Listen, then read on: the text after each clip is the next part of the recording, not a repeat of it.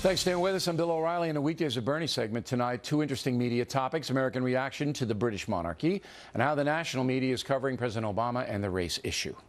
Joining us now from North Carolina, the purveyor of BernardGoldberg.com, Mr. Goldberg. Let's take the race deal first. What's the media headline for you? I think the general headline was that it was a highlight of his presidency, the remarks he made. It was a boffo performance. And David Brooks of the New York Times said on television that it was a symphony. I didn't think it was any of those things. The media covered accurately what he said, but they didn't analyze at all what he left out of his speech. I have a column on my website on precisely that topic, what he didn't say.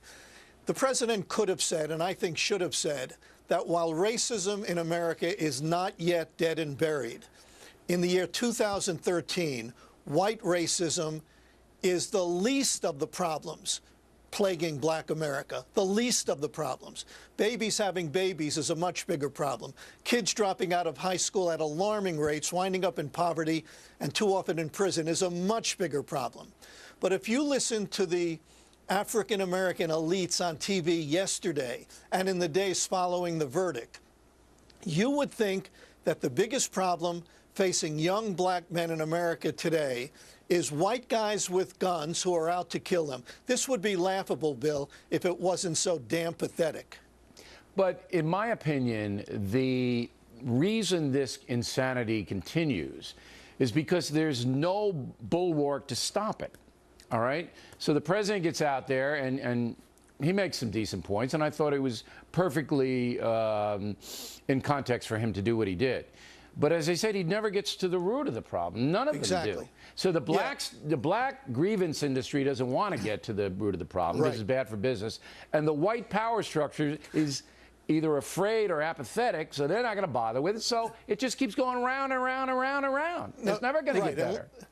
Last week you said they were afraid, and you're right. And by the way, liberal Democrats may be the worst, but conservative Republicans, they're not courageous on this matter either. And from a media point of view, wouldn't it be nice if somebody, George Stephanopoulos, David Gregory, if one of those guys, when they had an important black person on, said, why do you show more outrage over the George Zimmerman trial and the verdict than you do over fatherlessness in America, 73% out of wedlock birth? Why do you show more outrage over George Zimmerman than you do about the Holocaust of black people killing black people, young black men killing young black men in all of our big cities just about every weekend?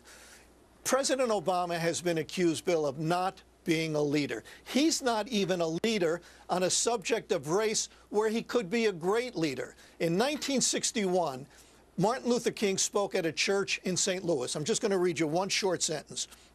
He said, "We know there are many things wrong in the white world, but there are many things wrong in the black world, too. We can't keep on blaming the white man.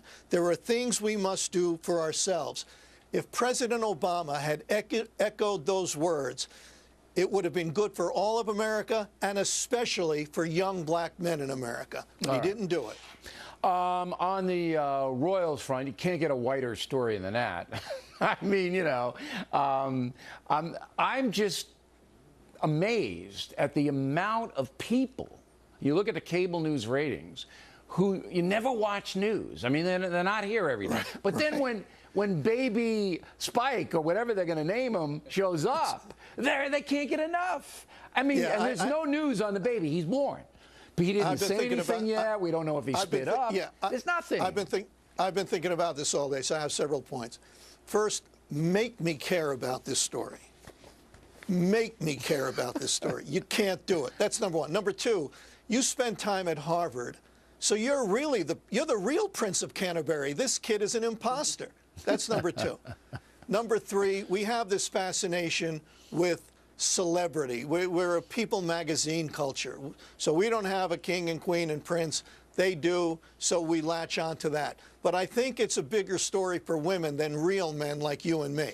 Well, I'm not condescending to the story. I'm just amazed that it has so much interest.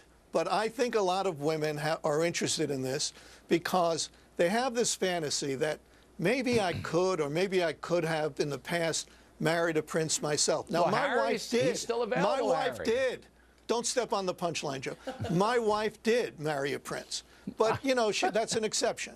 That's an exception. All right, I should have stepped harder on that line. And by the way, I have the name. I know the name of the baby. What is the name? Bernie. Lenny. Lenny. Prince. Now, Harry's still available, and I know a lot of young American women, you know. But I think you're right. There's that fantasy element to it. They live a life that nobody could imagine living, and there's nothing wrong with it, really. It's just fascinating. But there you go. Bernie Goldberg, everybody.